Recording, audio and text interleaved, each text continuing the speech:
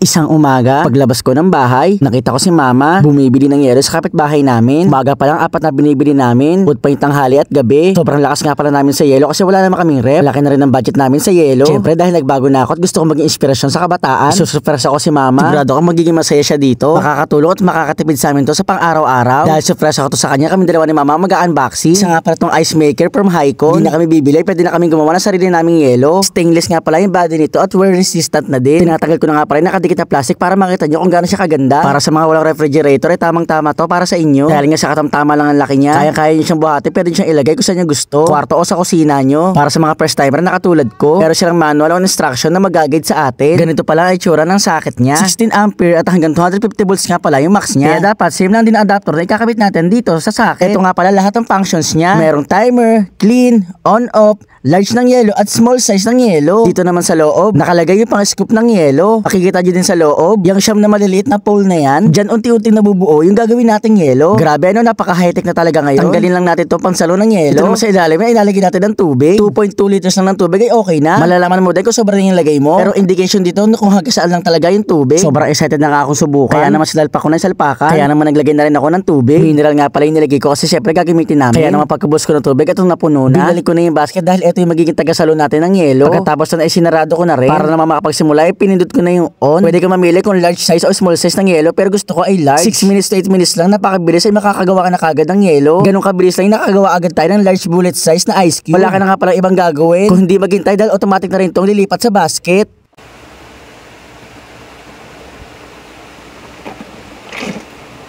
Nakaka-enjoy nga habang hinihintay at pinapanood. Tuwang-tuwa nga si mama nung una lumabas yung first batch ng yelo. Siyempre para masubukan, kumuha agad na ako ng sarili kong baso. Gamit ko na nga rin pala yung pang-scoop ng yelo. Saktong-saktong large size na pinili ko. Naglagay na nga ako sa baso. At sobrang sarap kung sasabayan pa natin to ng soft drinks. O diba, hindi na namin kailangan bumili ng yelo sa kapitbahay. Hindi na rin kami magpupukpok ng yelo para na magkaroon kami sa kanya-kanyang baso. Scoop na lang sa paggawa ng yelo. Sobrang dami nga aming ginawa kaya lahat kami meron. Kaya naman talagang sinulit na namin. Iba talaga mga nanay, mga madiskarte. Ice for sale, meron nga agad unang bumili. May nakabuenong mano agad ng ice cube namin. Hanggat di ubos yung 2.2 liters, hindi rin matatapos ang paggawa ng yelo. Kaya naman continuous at talagang tuloy-tuloy siya. Maliit lang naman siya sa kuryente kaya marami kami nagawang yelo. Dati nabili lang kami sa kapitbahay. Ngayon yung mga kapitbahay naman namin na nabili sa amin ng yelo. Sobrang laking tulong talaga nito. Sobrang nakakagaan sa buhay. Malaki rin na matitipid mo sa araw-araw. Kaya sa mga gusto sumubok nitong ice maker from Hycon, lalo-lalo na sa mga mami, nasa description at comment section ang link nitong Hycon ice maker. O siya, kakainin muna ako. Nagutom na kasi ako. Adobo nga pala ang ulam ko. Sobrang tagal nga matunan nitong yelo. Mas nakakagana at mas nakaka-refresh kasi ng katawan. O nakakaginhawa kapag malamig ang iniinom mo. Tapos na nga ako kumain lahat-lahat. Yung yelo hindi pa rin natutunaw. Paubos ko na yung soft drinks ko pero yung yelo andun pa rin.